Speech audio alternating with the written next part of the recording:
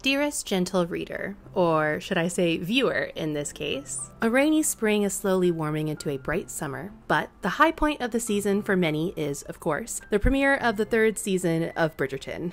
And since Penelope, the season's protagonist, is one of my favorite characters, as well as the closest in body type to yours truly, I'm going to be recreating one of her gorgeous gowns with some stylistic changes, of course, and thrifted fabric. So come join me on this hopefully entertaining sewing journey. EcoShoon, I believe that's the way you pronounce the channel name, already did a very similar intro, but I had already written this intro before watching that video, so I'm keeping it in. My relationship with Bridgerton, the TV show, is very much a roller coaster. The first season, I absolutely hated. The main actors, I felt like, did as good of a job as they could with what they had, but I just felt like the characters and the plot were just really not up my alley at all. But then I watched the second season, I think a month or two after it had fully aired, because enough people told me to go watch it. So I went in highly skeptical, and I absolutely fell in love with it. Oh my gosh, Kate Sharma just walked in and made me fall in love with Bridgerton, so thank you, Kate Sharma. I loved the chemistry, the acting was great, the plot made so much more sense to me. I even liked the costumes more. I feel like Kate and Edwina's costumes are really beautiful. Actually, I've been considering doing, now that there's 3 seasons, like a breakdown of the costumes on Bridgerton and kind of giving my personal view. You guys tell me, would you guys be interested in a video like that? I'll probably still do it at some point. And this third season I was so excited for, because Penelope was the only character in the first season that I actually liked. The only one. Also, she's very close in body type, at least to me. I think she's quite a lot smaller than me. I actually saw this dress in the trailer before the show premiered, and I immediately knew that this was a dress that I needed to make. And I couldn't wait, so I just went off the trailer images to try to recreate the dress with thrifted fabrics and free patterns, as it all happened. Now, I have always hated Bridgerton's personal vendetta against the color yellow. I love the color yellow. I consider it one of my favorite colors, but I will happily admit that the actress does look absolutely gorgeous in these beautiful light blues and teals. I'm going to stylistically change a few things because I can't help myself. Let's move on to my inspired design by Bridgerton's design. So the first change I want to make to this design is the silhouette. I know a lot of people don't like the Regency silhouette, but I like them. I think it's unique. I just don't love them for me for everyday wear, because even with my more costumey pieces, I try to make them somewhat wearable. And my favorite dress style right now is this milkmaid dress that I found a free pattern of on Mood. So we're going for a slightly longer waist and a slightly fuller skirt. I'm not going to go as voluminous with the skirt as I usually do, but fuller at the top than the Regency era. Now, at the time, I only had the trailers to go off of, so I thought this dress only had trim at the bottom and this one trailing vine that kind of emulated a slit, which I really liked. It also had these little bush looking things that I did not like, so I'm going to disregard them. However, when I saw the show, it was actually much more complicated, especially at the back, and honestly beautiful. And I'm glad I didn't see it before designing, because I was trying to really simplify this design, and I think this might have pulled me into being more busy. And for the shrug, I felt like the original kind of looked like a faux wrap top, and I would want it to be an actual wrap top, kind of a ballet core inspired shrug. At this point, I didn't think I wanted any of the navy trim like in the inspiration photo on the shrug itself, but that will change later. I also wanted the sleeve to be a bit longer because that's how I usually like them. And with that, here is the final design. Okay, let's get to work. This is what the dress fabric looks like in person. Just a really pretty set of a bed sheet and 2 pillowcases in a light flower relief pattern in blue. I started by taking the pillowcases to cut out the bodice pieces. I should have cut the back and front of each of these pillowcases to make sure they were both facing in the same direction for the pattern. As it is, I kind of cut out an upside down piece and a right side up piece, but the upside down pieces I don't think are too noticeable, but if you really care about all your pattern pieces going in the same direction, don't make the mistake I'm making. I then cut out 2 skirt pieces, which is 1 less than I usually do to make it slightly less voluminous, which actually worked out because I don't think I would have had room for my usual 3 skirt pieces.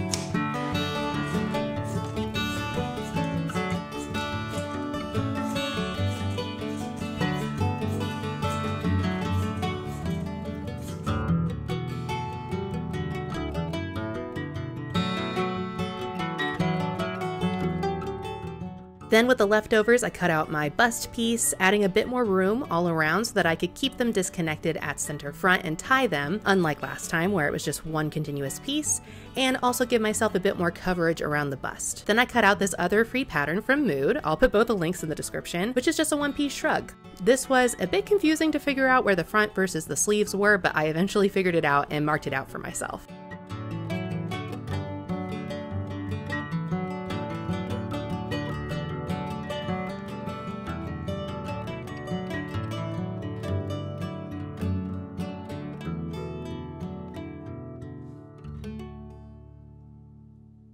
My first step was to sure the back panel, since I hate zippers, so that I could scrunch the dress over my head. If you want a full tutorial on how I add shirring to my clothing, I'll link a video up above that I made recently explaining my steps.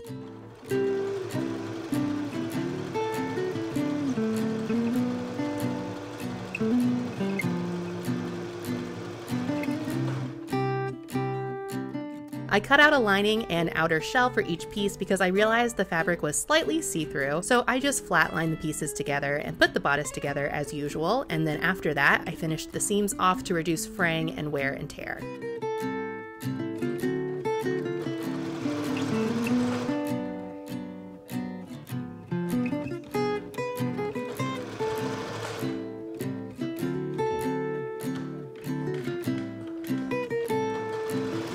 Sorry if you can hear construction noises. It's happening literally right outside that window. I made this to where it's the smallest it could be to go over my chest but fit my waist, which turned out okay. I think it fits pretty well, but we're gonna move on to the straps and this little bust thing right here. Except for the fact that I accidentally turned one of these upside down, this is going pretty well so far. So first I made the straps out of the ends of the pillowcases that were practically almost done already. And this is one of the reasons I love using thrifted fabric. It has some pieces that you can basically call almost done because it's kind of been sewed before in certain areas if you can figure out how to cut them out correctly.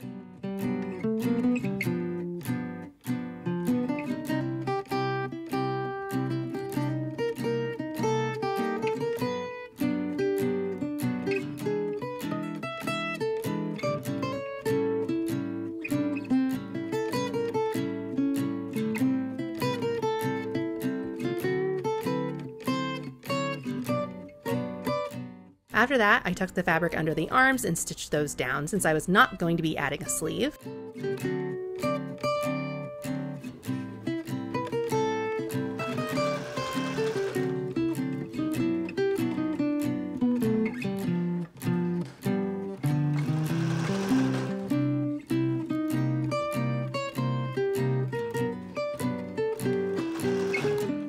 At this point, I realized how cute of a corset this would make, and I have every intention of making one with this pattern in the future. I'd already thrown away all of my scraps for this fabric and realized that I would need to instead use a ribbon to connect my front chest pieces, and so as not to make it feel so out of place, I added a bit of that trim to the shoulder pieces as well.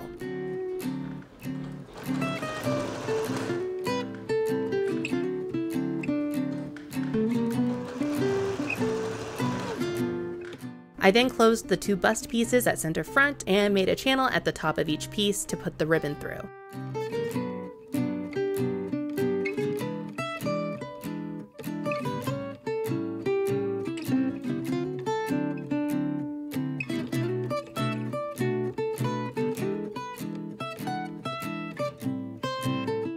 I tacked that ribbon on the side that would be connecting to the shoulder pieces. That way I could tighten it and tie it and such and not have to worry about it coming apart. After gathering the bust pieces, I sewed them to the underbust bodice pieces.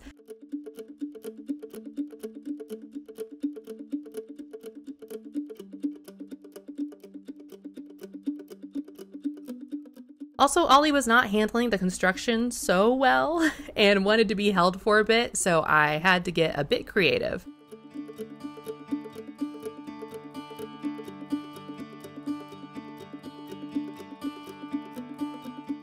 If you want to see me go into more detail about how I make this milkmaid style dress, I've actually done it once before, and I'll put that above as well.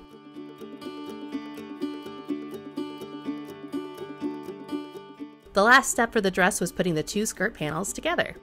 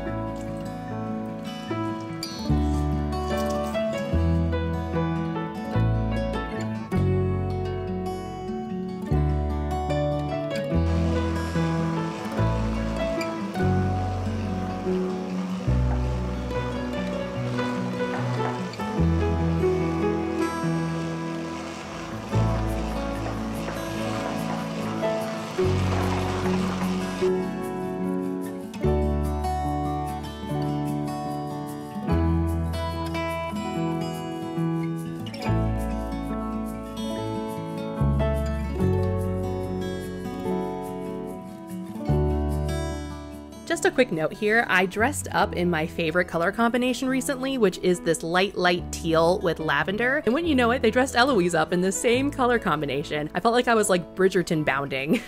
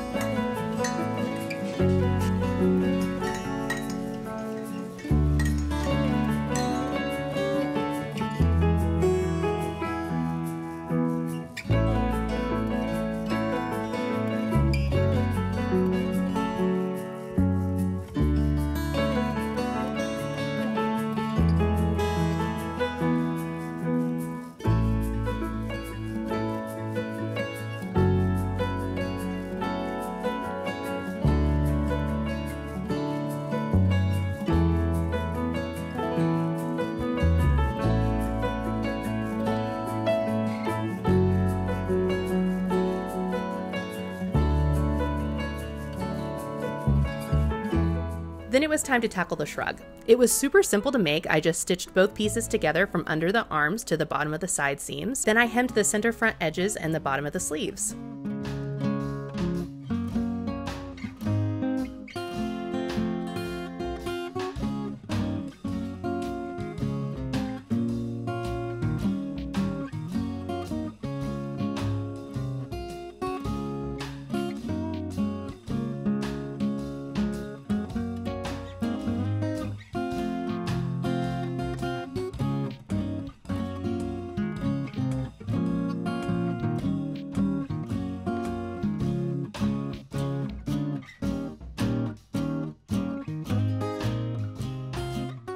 I then cropped the shrug to what I thought would be an appropriate length. It ended up being a bit too short, so I tried to add the ribbon as extra length at the bottom of the shrug instead of just using it as the tie as I'd originally planned.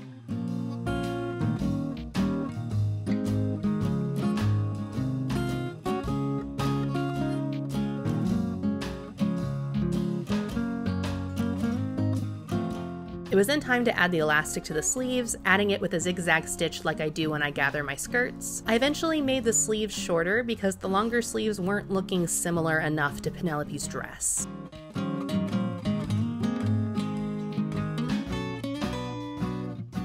I then hemmed the skirt and started adding the trim.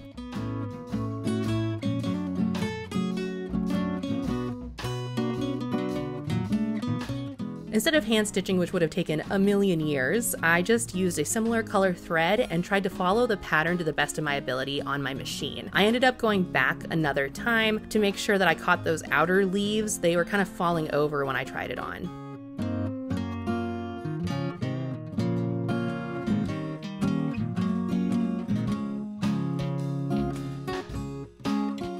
I then applied the floral trim as the fake quote-unquote slit, which would be reaching up the dress.